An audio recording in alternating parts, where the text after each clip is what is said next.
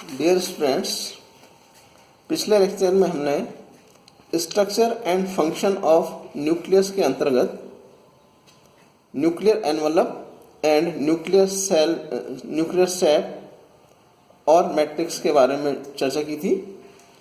आज हम nucleolus and chromatin reticulum के विषय में चर्चा करेंगे। My self doctor Rajesh Kumar, department of zoology, SPC government college Ajmer. Nucleus के थर्ड पार्ट न्यूक्लियोलस अर्थात केंद्रिका या प्लाज्मासोम के अध्ययन को हम कुछ पॉइंट्स में डिवाइड करेंगे, जैसे discovery and position of nucleolus, number and size of nucleolus, chemical composition of nucleolus, structure of nucleolus and function of nucleolus. Now first point, discovery and position. Nucleolus की खोज साइंटिस्ट एफ फोंटाना ने 1784 में की, जबकि 1848 में बोमेन नामक वैज्ञानिक ने इसे न्यूक्लियोलस का नाम दिया। Now number and size of nucleolus.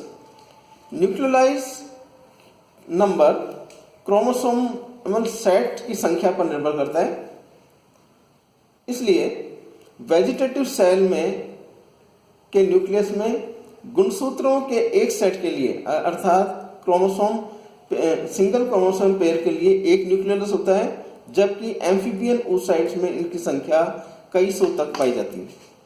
Nucleolus के आकार का कोशिका की सिंथेटिक एक्टिविटी से संबंध होता है। Now chemical composition of nucleolus.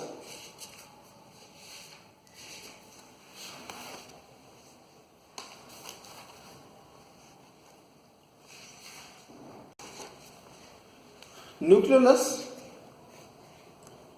सामान्यतः RNA एवं प्रोटीन द्वारा निर्मित होता है, किंतु इसमें DNA एवं कुछ एंजाइम्स पाए जाते हैं। मुख्य रूप से न्यूक्लियोलस में DNA 5%, RNA 11% एंड प्रोटीन्स 86% होते हैं। इसके अतिरिक्त कुछ एंजाइम्स पाए जाते हैं, जैसे acid phosphatase, nucleoside phosphorylase, RNA methylase and nucleotide phosphorylase. Nucleolus में प्रोटीन्स मुख्य रूप से फॉस्फोप्रोटीन्स होती हैं। Now, structure of nucleolus. Electron microscope के द्वारा न्यूक्लियोलस में अति सूक्ष्म संरचना का पता चलता है। जैसा कि चित्र में दिखाया गया है कि न्यूक्लियोलस के चारों ओर कोई भी यूनिट मेंब्रेन नहीं पाई जाती, अर्थात यह साइटोप्लाज्म से सीधे संपर्क में स्थित संबंध स्थापित करता है। इसके अल्ट्रा स्ट्रक्चर में मुख्यतः 4 पार्ट का उल्लेख किया जाता है: granular portion, fibrillar portion, amorphous matrix and chromatin region. First, granular portion अर्थात कणिकीय क्षेत्र, जिसे पार्स ग्रेनुलोसा रीजन भी कहते हैं।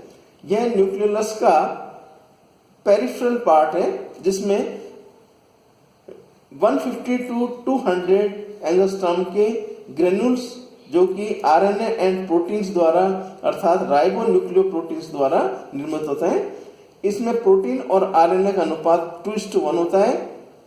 ये ग्रेनुल्स राइबोसोम्स के प्रीकर्सर होते हैं, अतः इन्हें न्यूक्लियोलर राइबोसोम्स भी कहा जाता है। सेकंड, फिब्रिलर पोर्शन, जिसे पार्स फाइब्रोसा रीजन भी कहते हैं। 50 to 80 एंगस्ट्रॉम लॉन्ग फाइबर्स द्वारा यह निर्मित होता है। ये फाइबर्स प्रोटीन एंड RNA द्वारा निर्मित होते हैं। इन फाइबर्स को न्यूक्लियोलीमा कहा जाता है। नेक्स्ट, अमोर्फस मैट्रिक्स अर्थात अकस्टलीय पट्टिका, जिसे पार्स एमोर्फा रीजन भी कहते हैं। ये होमोजीनियस एरिया है जिसमें प्रोटीन की अधिकता पाई जाती है। ग्रेनुलर्स एंड फिब्रिलर स्ट्रक्चर इसमें अंत स्थापित रहते हैं। फोर्थ पोर्शन क्रोमेटिन रीजन, इसे पार्स क्रोमोसोमा रीजन भी कहते हैं। यह पार्ट क्रोमेटिन का क्रोमेटिन द्वारा निर्मित होता है। इसमें दो प्रकार के थ्रेड्स पाए जाते हैं। फ्यूजन स्टैनिंग के आधार पर एक पार्ट न्यूक्लियस की पेरिफेरी का निर्माण करते हैं। इसके चारों ओर एक आवरण के रूप में उपस्थित होता है जिसे पेरी न्यूक्लियर क्रोमेटिन कहा जाता है। दूसरे प्रकार के फाइबर्स न्यूक्लियस के अंदर स्थापित होते हैं जिन्हें इंट्रा न्यूक्लियर क्रोमेटिन कहते हैं। इस प्रकार इसके अल्ट्रा स्ट्रक्चर में चार प्रकार के part, granular portion, fibrillar portion, amorphous portion and chromatin portion पाया जाता है। Now functions of nucleus. Ribosomes के मुख्यतः तीन कार्य हैं। राइबोसोमल आरएनए एंड प्रोटीन्स का संश्लेषण, राइबोसोम्स का जीवात जनन अर्थात बायोजेनेसिस, माइटोसिस में सक्रिय योगदान प्रदान करना एवं राइबोसोमल आरएनए एंड प्रोटीन का निर्माण। न्यूक्लियस का राइबोसोम्स के बायोसिंथेसिस से संबंध होता है। इस आधार पर प्रोटीन संश्लेषण में व्यस्त कोशिकाओं में न्यूक्लियस आकार में अधिक वृद्धि करता है। न्यूक्लियस न्यूक्लियर मेम्ब्रेन से जुड़ा रहता है और इसमें से वैक्यूल्स एवं अन्य पदार्थों का ट्रांसपोर्टेशन होता है। न्यूक्लियर आरएनए की रचना एवं बेस सीक्वेंस राइबोसोमल आरएनए की तरह ही होती है। समसूत्री विभाजन अर्थात माइटोसिस में न्यूक्लियस की महत्वपूर्ण भूमिका होती है। इसके क्षतिग्रस्त होने पर कोशिकाओं में माइटोसिस सदा के लिए रुक जाता है।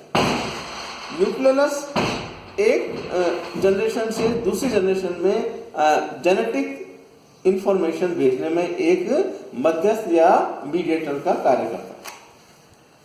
Now second part of nucleus that is known as chromatin reticulum. Chromatin reticulum का अध्ययन हम कुछ बिंदुओं के आधार पर करेंगे, जिसमें फर्स्ट है introduction, types of chromatin reticulum in which euchromatin and heterochromatin. Heterochromatin are further divided into facultative heterochromatin and constitutive heterochromatin. Chemical organization of chromatin reticulum and functions of chromatin reticulum. First point, introduction. Chromatin reticulum nucleus का सबसे important part होता है जो कि DNA और protein द्वारा निर्मित होता है। यह बेसोफिलिक अर्थात क्षारीय होता है। सेल डिवीजन के दौरान यूकैरियोटिक सेल्स में क्रोमेटिन कोइल्ड एंड डेंस होकर स्पष्ट क्रोमोसोम्स के रूप में दिखाई देते हैं।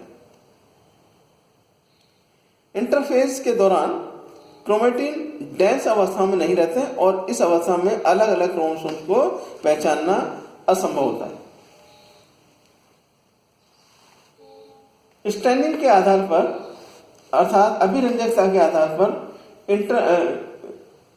इंटरफेज में दो प्रकार के क्रोमेटिन क्लासिफाइड किए जा सकते हैं, यूक्रोमेटिन एंड हेटेरोक्रोमेटिन। यूक्रोमेटिन क्रोमोसोम्स का यह एरिया लाइट और लेस स्टैंड होता है। यूक्रोमेटिन एरिया में क्रोमेटिन अधिक कोइल्ड एंड डेंस नहीं रहते हैं। यह एरिया मेटाबॉलिक दृष्टि से सक्रिय होता है। Now second, heterochromatic region. Second area dark stand होता है जिसे हेटेरोक्रोमेटिन कहते हैं। इस एरिया में क्रोमेटिन अधिक कोइल्ड एंड डेंस अवस्था में रहते हैं और मेटाबॉलिकली ये निष्क्रिय होता है। हेटेरोक्रोमेटिन को दो प्रकार में विभाजित किया जा सकता है, फैकल्टेटिव हेटेरोक्रोमेटिन अर्थात वैकल्पिक हेटेरोक्रोमेटिन एंड कंस्टिट्यूटिव हेटेरोक्रोमेटिन अर्थात संरचनात्मक हेटेरोक्रोमेटिन। First, facultative हेटेरोक्रोमेटिन। इस हेटेरोक्रोमेटिन में क्रोमेटिन सेल साइकिल में डेंस स्टेट में स्थायी नहीं रहता है। यह पीरियोडिक डिस्पर्सल दर्शाता है अर्थात समयबद्ध विक्षेपण दर्शाता है तथा ट्रांसक्रिप्शन की दृष्टि से ट्रांसक्रिप्शनली एक्टिव रहता है। फॉर एग्जाम्पल, मैमल्स की फीमेल मैमल्स के एक्स क्रोमोसोम्स जिनमें एक क्रोमोसोम एक्टिव एंड यूकैरियोटिक रहता है और दूसरा एक्स क्रोमोसोम इनएक्टिव एंड हेटेरोक्रोमेटिक होकर सेक्स क्रोमेटिन या बार बॉडी का निर्माण करता है। बार बॉडी का वर्णन साइंटिस्ट बार एंड बार्टम ने 1949 में किया और उन्होंने बताया कि फीमेल्स सेल्स में दो प्रकार के एक्स क्रोमोसोम्स एक्सटेंडेड यूक्रोमेटिन एक एक्सटेंडेड अवस्था में रहते हैं, जिसमें पहला यूक्रोमेटिन होता है जो मेटाबॉलिक क्रिया में भाग लेता है और दूसरा कंजस्ट होकर हेटेरोक्रोमेटिक लिंग निर्धारण अर्थात सेक्स डिटरमिनेशन में सहायक होता है। सेकंड, कंस्टिट्यूटिव हेटेरोक्रोमेटिन जिसे संरचनात्मक हेटेरोक्रोमेटिन भी कहते हैं। यह स्थायी प्रकार का हेटेरोक्रोमेटिन होता है जिसमें डीएनए इनएक्टिव रहता है। इसमें क्रोमेटिन पूरे सेल साइकिल में स्थायी रूप से कंडेंस्ड या संघनित रहता है।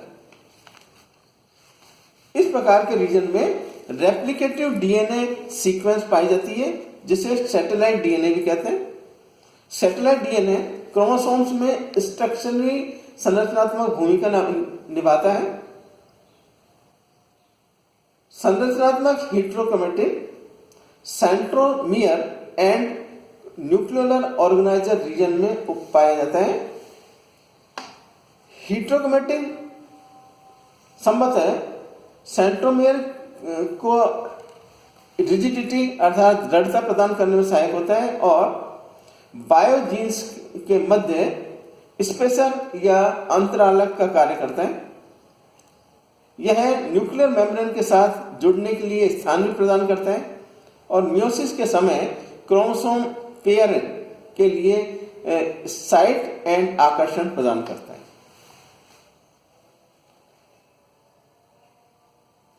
Now chemical organisation of chromatin. रासायनिक दृष्टि से क्रोमेटिन प्रोटीन एंड डीएनए द्वारा निर्मित होता है, किंतु कुछ मात्रा में लगभग 5% आरएनए पाए जाते हैं। क्रोमेटिन में अधिकांशतः हिस्टोन प्रोटीन होती है, किंतु कुछ नॉन हिस्टोन प्रोटीन भी पाई जाती है। हिस्टोन प्रोटीन में H2A, H2B, H3, H4 and H first उपस्थित होती है। Now function of chromatin network.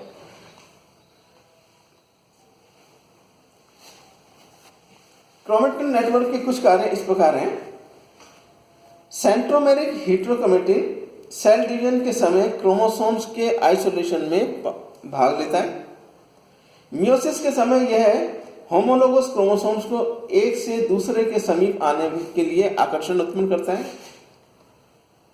Replication and transcription में इनकी महत्वपूर्ण भूमिका होती है। न्यूक्लियर ऑर्गेनाइजर के चारों ओर यह सेपरेटर फैक्टर की तरह कार्य करता है। 18S and 28S ribosomal RNA के सिस्टोन के म्यूटेशन एंड क्रॉसिंग ओवर से यह रक्षा करता है।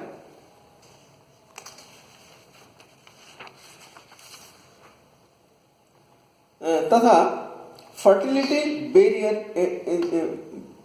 ऑर्गेनिजम्स के अंदर फर्टिलिटी बैरियर्स स्थापित करता है। धन्यवाद।